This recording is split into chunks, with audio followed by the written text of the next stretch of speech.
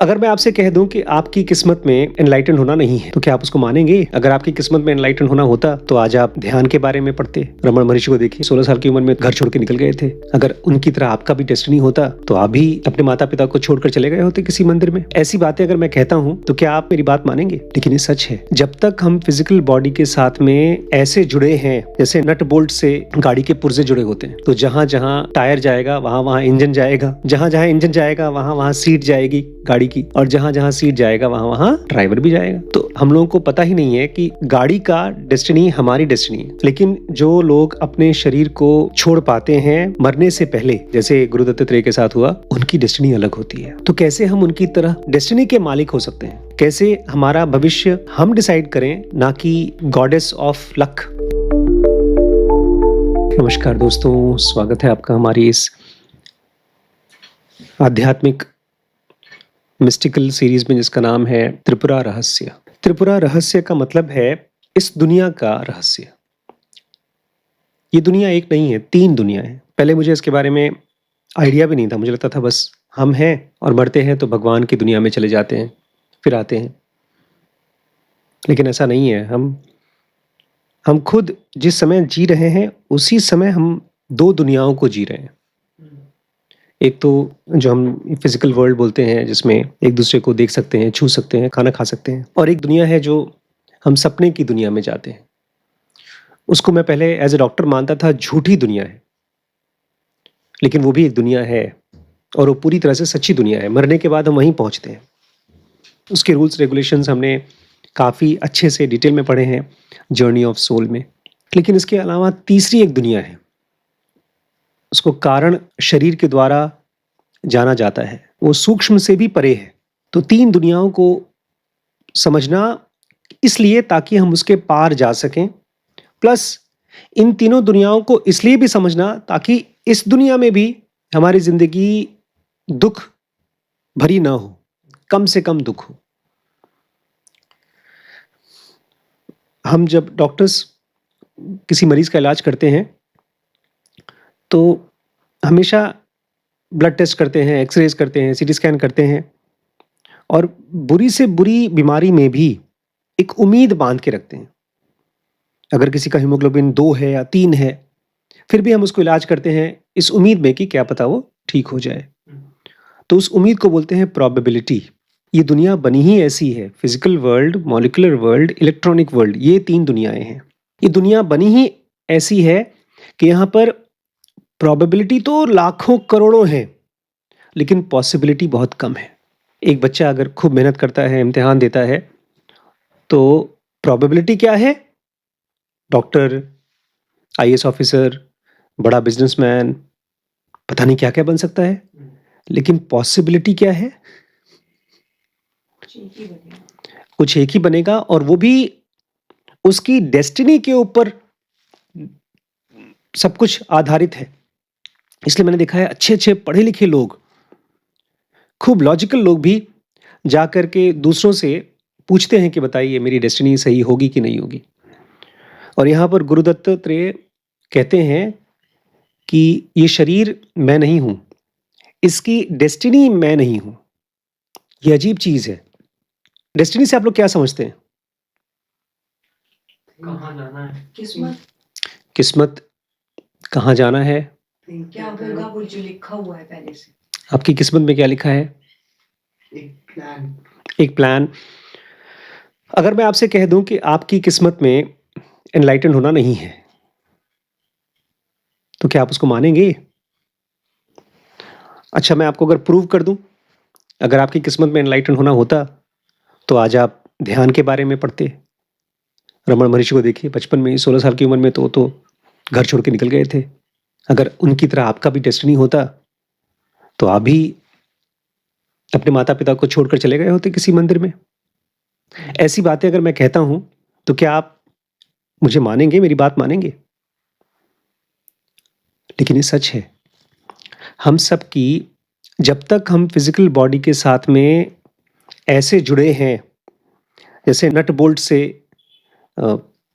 गाड़ी के पुर्जे जुड़े होते हैं, तो जहां जहां टायर जाएगा वहां वहां इंजन जाएगा, जहां जहां इंजन जाएगा वहां वहां सीट जाएगी गाड़ी की, और जहाँ जहाँ सीट जाएगा वहाँ वहाँ सीट पे बैठा हुआ ड्राइवर भी जाएगा। तो हम लोगों को पता ही नहीं है कि गाड़ी का डेस्टिनी हमारी डेस्टिनी है। लेकिन जो लोग अपने शरीर को छोड़ पाते हैं मरने से पहले, जैसे गुरु दत्तात्रेय के साथ हुआ, उनकी डेस्टिनी अलग होती है। तो कैसे हम उनकी तरह डेस्टिनी के मालिक हो सकते हैं?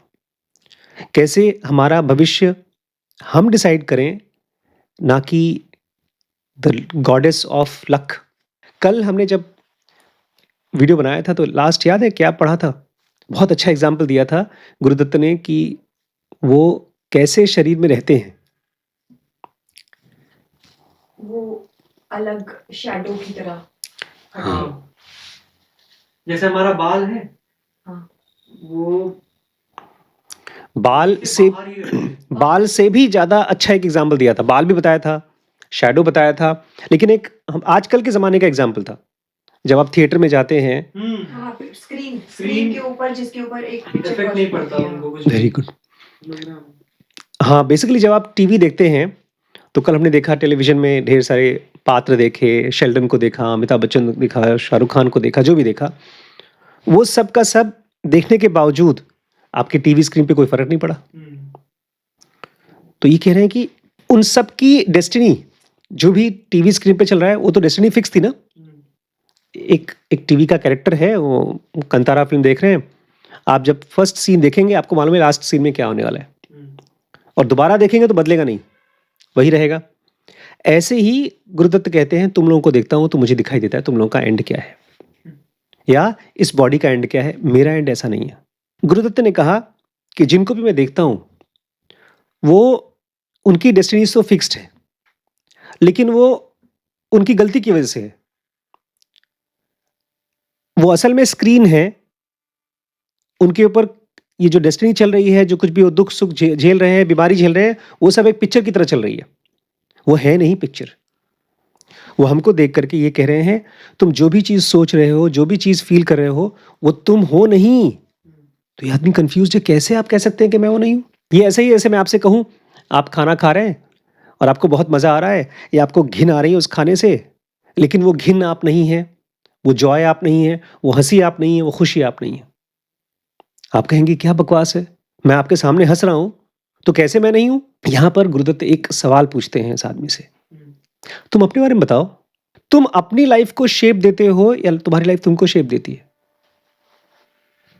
अभी तो सेकंड वाला है, लाइफ शेप देती है। हमारी लाइफ हमारे हाथ में तो है नहीं।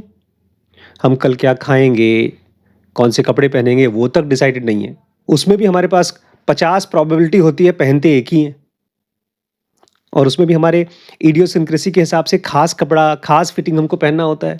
अभी तक जो भी हमने बात की उसके लिए मुझे माफ करिए, मैं आपको खाली कंफ्यूज कर रहा हूँ।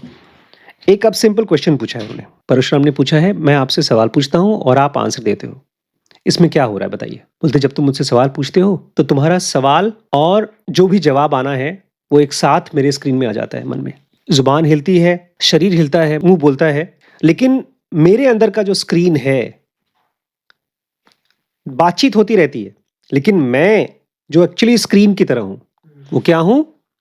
Clear and empty. हम जब किसी से बात करते हैं ना, तो अगर वो हमारी बात नहीं मानता है तो हमारा स्क्रीन डिस्टर्ब हो जाता है। अगर वो बात मानता है तो हमारा स्क्रीन खुश हो जाता है। लेकिन गुरुदत्त कहते हैं मेरा स्क्रीन कैसा रहता है? क्लियर और एम्प्टी, बिल्कुल डिस्टर्ब नहीं होता। तो गुरुदत्त से पूछते हैं परशुराम, जब आप ये कहते हैं कि क्लियर और एम्प्टी होता है आपका स्क्रीन, उस चीज को मैं महसूस करना चाहता हूं, उसका क्या मतलब है? देखिए मैं इसलिए ये बातें बता रहा हूं बिकॉज मैं चाहता हूं आप उसको कभी कभी महसूस करें।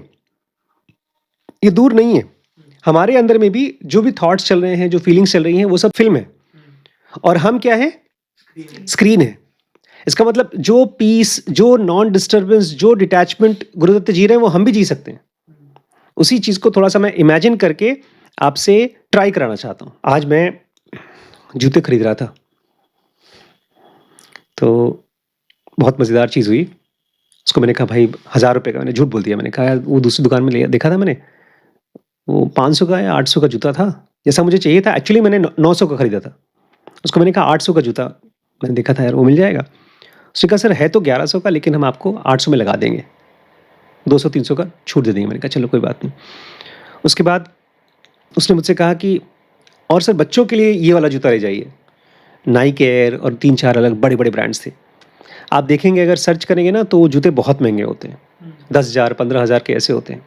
लेकिन हमारे पास वो मेड इन पता नहीं ताइवान के कहाँ का बताया उसने, हाँ वियतनाम, मेड इन वियतनाम के होते हैं और मुश्किल से आपको 3,500-4 हज़ार में मिल जाएंगे। मैंने कहा लेकिन मैं तो ये 900 का जूता पहन रहा हूँ और अपने बच्चों को मैं 3,500 का जूता पहनवाऊँ और उनको ये फील करवाऊँ कि वो 15,000 का जूता पहन रहे हैं, ये मैं क्यों करूँ? बेचारा बोला नहीं, बच्चों को अच्छा लगता है ना। वो जो अच्छा लगता है वो है कंटेंट। गुरुदत्त कहते हैं I am free of all contents, मेरे अंदर में कोई कंटेंट नहीं। हाँ, डिजायर की बात कर रहे हैं। डिज़ायर नहीं, देखिए डिज़ायर तो बाद में आती है। अंदर में अगर कंटेंट है तो डिज़ायर, बाहर कुछ सामान आएगा तो डिज़ायर आएगी। आज हो सकता है कोई डिज़ायर मेरे अंदर में नहीं है, लेकिन अचानक से आप मेरे सामने कोई बहुत स्वादिष्ट पोहा ले आए और बस मुंह में पानी आ जाए और मैं पागल हो जाऊं, मुझे चाहिए। मेरे पास सारे कपड़े हैं, ठंडी के, गर्मी के, जूते चप्पल सब कुछ है, लेकिन आप मुझे ले जाएं किसी बड़े शोरूम में और अचानक से मेरा मन करे यार ये तो चाहिए चाहिए चाहिए। तो डिज़ायर बाद में आती है। पहले माइक्रो लेवल पे कंटेंट्स होते हैं और उसके हमको इशारे मिलते हैं। आज जब वो दिखा रहा था लड़का जूते, वो नाइकी वाले, तो मैं देख रहा था क्या मेरे अंदर में उसके लिए कंटेंट है। मैं डिज़ायर नहीं बोलूँगा, डिज़ायर तो एक जब बीज फ्लावर बन जाता है, पौधा बन जाता है, उस स्टेज को बोलेंगे डिज़ायर। आपको फील होता है यार लेना चाहिए, एक तो ले ले। ऐसे ही 900 रुपये के जूते के लिए मेरे अंदर में डिज़ायर रही होगी। मेरे पास जूते अभी भी हैं। इनफैक्ट मैं जूता पहन के गया था, थोड़ा सा सुबह श्रीश भी बोल रहा था, आप भी बोल रहे थे कि उसको मत पहनिए, फिसल जाएंगे, गिर जाएंगे, तो फिर मैंने उसको हटा दिया। तो ये एक समझिए, क्योंकि डिज़ायर बाद की चीज़ है। अभी आप एक खेत में जाइए, पूरे खेत को जोत दीजिए, कोई पौधा उसमें ना हो, 1 हफ्ते बाद उसमें घास उगाएगी। कोई बीज नहीं डालेंगे फिर भी घास उगाएगी। क्यों? क्योंकि उसके अंदर में कंटेंट है, बीज है। या हाँ, ये भी और इंटरेस्टिंग चीज है, वो जमीन उपजाऊ है, उसमें कोई हो सकता है बाहर से लाके बीज डाल दे तो भी उग जाएगा। तो ये ब्रेन, जो हमारा ब्रेन है, वो कंटेंट है, मतलब एक ऐसी उपजाऊ जमीन है जिसमें ढेर सारे बीज या तो हैं या तो डाल सकते हैं। गुरुदत्त का बीज कैसा है, मतलब गुरुदत्त का माइंड कैसा है? Free of all contents. अब दूसरी बात, जब उसने ये कहा ना आपके बच्चों के पास ये जब नाइकी का जूता आएगा तो बड़े खुश हो जाएंगे, तो मैं उसी समय कुछ अमीर लोगों के बारे में सोच रहा था कि वो लोग खुश होते भी हैं, जो लोग ओरिजिनल नाइकी के जूते खरीद पाते हैं या किसी ब्रांड के कपड़े खरीद पाते हैं।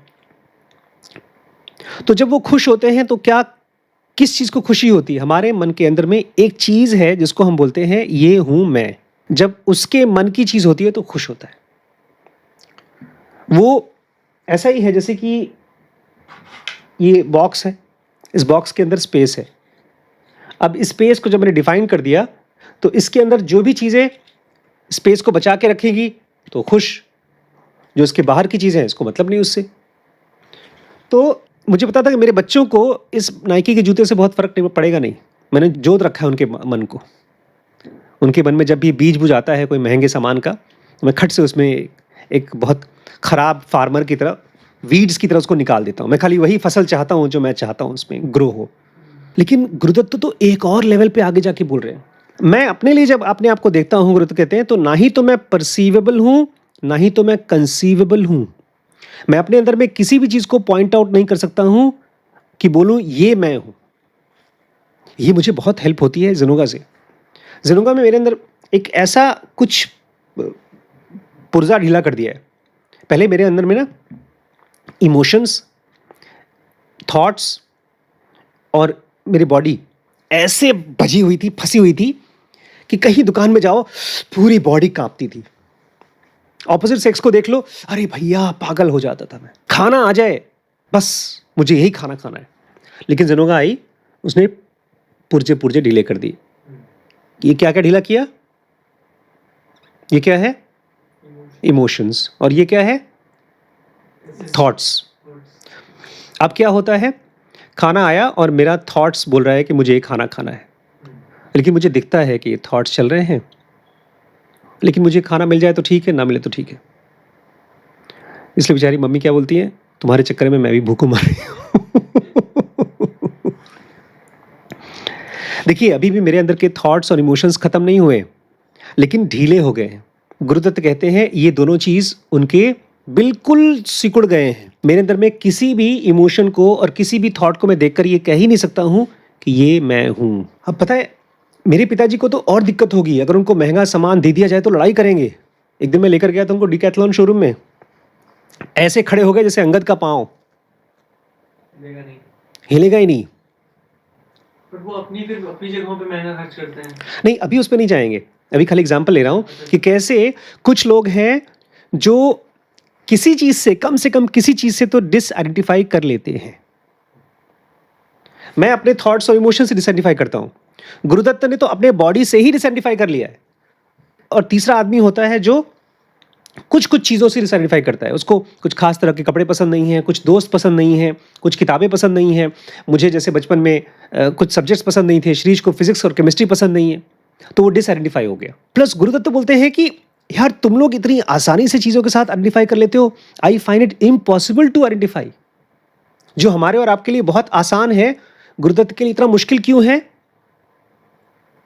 क्योंकि उनका जो माइंड है, वो उसकी जो जमीन है वो जुती हुई जमीन नहीं है, राख हो चुकी है जमीन, आग लग चुकी है उसमें, मिट्टी भस्म हो गया है,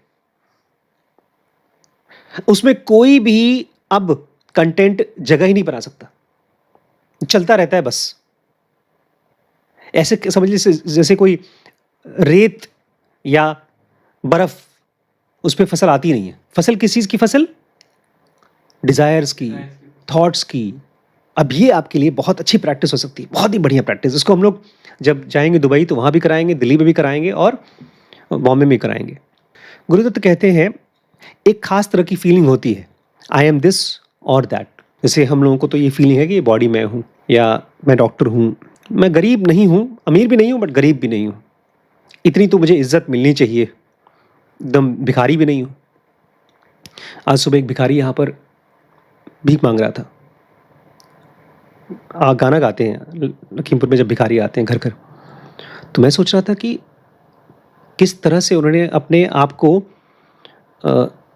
एक इज्जतदार इंसान से हटा करके भिखारी के साथ में आइडेंटिफाई किया होगा।